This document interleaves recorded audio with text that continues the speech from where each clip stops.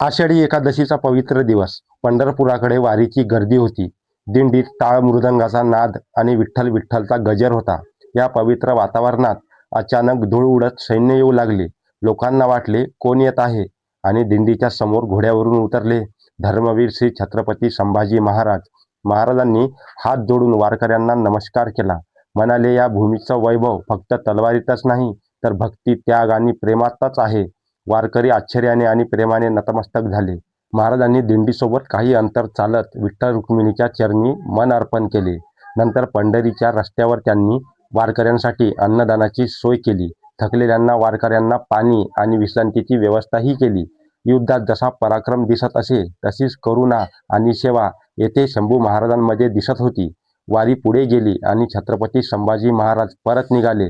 पण वारकऱ्यांच्या मनामध्ये एकच वाक्य घुमत राहिलं, संभाजी महाराज पराक्रमाने सिंह आहे आणि भक्तीने भक्तिसागर आहे. असे होते आमचे धर्मवीर श्री छत्रपती संभाजी महाराज, ज्यांचा इतिहास अजरामर आहे.